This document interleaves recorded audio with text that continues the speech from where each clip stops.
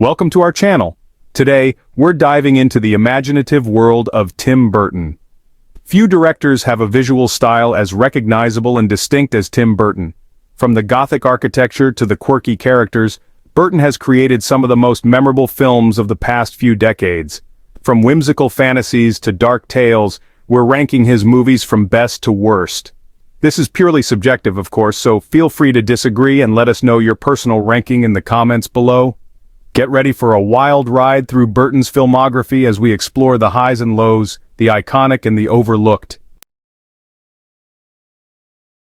Kicking off our list at number 1 is none other than Edward Scissorhands. It's a modern fairy tale with a heart as big as its titular character Scissorhands.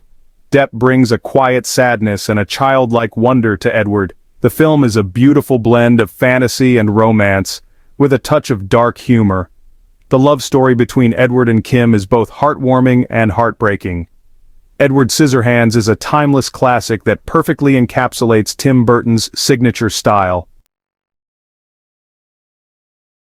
Coming in at number 2 is a film that Burton didn't direct, but was instrumental in bringing to life, The Nightmare Before Christmas. This stop-motion masterpiece has become a holiday tradition for families around the world. The film tells the story of Jack Skellington, the Pumpkin King of Halloween Town, who stumbles upon Christmas Town and decides to try his hand at being Santa Claus. Of course, chaos ensues. The animation is stunning, with each frame a work of art. The characters are memorable and quirky, and the songs are incredibly catchy. What makes The Nightmare Before Christmas so special is its ability to blend dark and whimsical elements seamlessly. It's both creepy and heartwarming, making it a perfect film for both Halloween and Christmas. While Henry Selick directed the film, Burton's fingerprints are all over it. The film's visual style, dark humor, and themes of identity and belonging are pure Burton. The Nightmare Before Christmas is a testament to the power of animation and the enduring appeal of Tim Burton's imagination. At number 3, we have a film that's just plain fun: Beetlejuice. This horror comedy is a wild ride from beginning to end, packed with iconic characters, quotable lines, and some truly inventive visuals. Michael Keaton delivers a tour-de-force performance as the titular bioexorcist, Beetlejuice. He's crass, he's crude, and he's absolutely hilarious.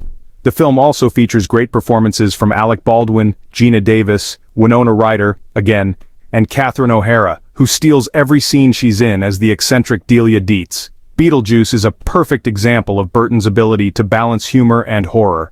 It's scary when it needs to be, but it never takes itself too seriously. The film's visual effects still hold up remarkably well today, thanks in part to Burton's insistence on using practical effects whenever possible. Beetlejuice is a true cult classic that has only grown in popularity over the years. It's a film that's as funny as it is visually inventive, and it remains one of Tim Burton's most beloved films.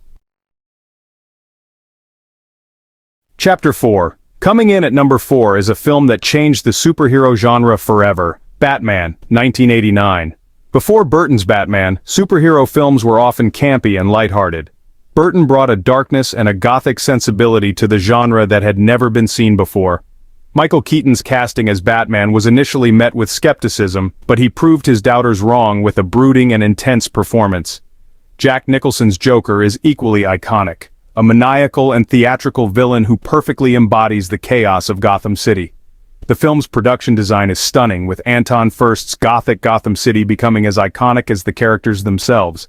Danny Elfman's score is also unforgettable, perfectly capturing the film's dark and operatic tone. Batman was a massive critical and commercial success, proving that audiences were ready for a darker and more mature take on the superhero genre. It paved the way for the countless superhero films that followed, and its influence can still be felt today. Chapter 5. At number 5 we have a film that's a bit of a departure for Burton Big Fish. While it still features his signature visual style and quirky characters, it's a much more emotionally resonant film than most of his other work. Ewan McGregor gives a career-defining performance as a young Edward Bloom, a man known for telling tall tales about his life. Albert Finney plays the older Edward, who is on his deathbed and trying to reconnect with his estranged son, played by Billy Crudup. The film is a beautiful meditation on storytelling, family, and the power of imagination. It's both funny and heartbreaking, and it features some of Burton's most visually stunning sequences. Big Fish is a testament to Burton's range as a director. It's a film that shows he can do more than just gothic fantasy and dark comedy. He can also make films that are deeply moving and emotionally resonant. Chapter 6. Coming in at number 6 is another stop-motion masterpiece, Corpse Bride. This film tells the story of Victor, a shy young man who accidentally proposes to a dead woman named Emily while rehearsing his wedding vows. Johnny Depp and Helena Bonham Carter lend their voices to Victor and Emily respectively. Their vocal performances are both hilarious and heartbreaking, perfectly capturing the character's awkward charm. The film's animation is absolutely stunning, with a level of detail and expressiveness that rivals anything Laika has done. The characters are brought to life with such care and attention to detail that you quickly forget you're watching puppets. Corpse Bride is a visually stunning and emotionally resonant film that further showcases Burton's mastery of stop-motion animation. It's a film that's both funny and touching, and it features some of the most memorable characters and songs in Burton's filmography. Chapter 7. At number 7 we have a film that's not for the faint of heart, Sweeney Todd, the demon barber of Fleet Street. This musical adaptation of Stephen Sondheim's Broadway show is as dark and bloody as they come. Johnny Depp gives another fantastic performance as the titular Sweeney Todd, a barber seeking revenge against the corrupt judge who destroyed his life. Helena Bonham Carter is equally brilliant as Mrs. Lovett, Sweeney's partner in crime, literally. The film's musical numbers are both haunting and catchy, and Burton's gothic sensibility is a perfect fit for the source material. He doesn't shy away from the blood and gore, but he also finds moments of dark humor and even romance amidst the carnage. Sweeney Todd is a challenging but ultimately rewarding film. It's a visual and oral feast, with stunning production design, memorable performances, and a score that will stay with you long after the credits roll. Chapter 8, Sleepy Hollow, a Gothic horror treat. Coming in at number 8 is a film that's pure Gothic horror, Sleepy Hollow. This adaptation of Washington Irving's classic short story is atmospheric, suspenseful, and visually stunning. Johnny Depp stars as Ichabod Crane, a constable who is sent to Sleepy Hollow to investigate a series of gruesome murders. Christopher Walken gives a wonderfully creepy performance as the Headless Horseman. The film is a visual treat, with Burton's signature Gothic style on full display.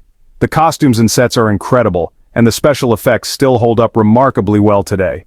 Sleepy Hollow is a film that gets under your skin and stays with you long after you've seen it. It's a reminder that Burton is a master of atmosphere and suspense, and he knows how to deliver a good scare. Chapter 9. Charlie and the Chocolate Factory, a visually striking adaptation. At number 9 we have Burton's take on a beloved children's classic, Charlie and the Chocolate Factory.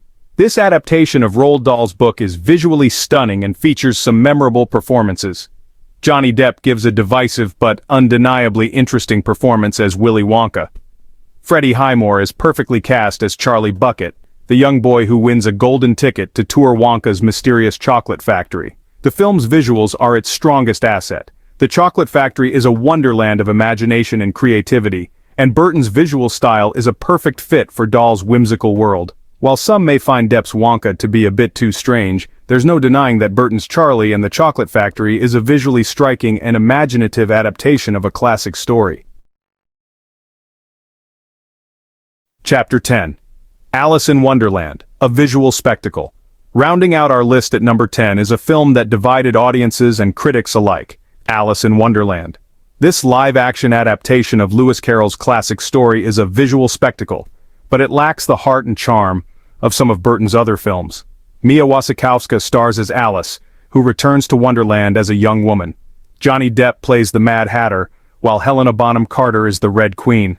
The film's visuals are its strongest asset. Wonderland is a feast for the eyes, with Burton's signature style on full display. However, the film's story feels somewhat muddled and unfocused, and the characters, while visually interesting, lack the depth and complexity of their literary counterparts. While Alice in Wonderland is not without its merits, it's ultimately a bit of a misfire for Burton. It's a film that's more style than substance, and it lacks the emotional resonance of his best work.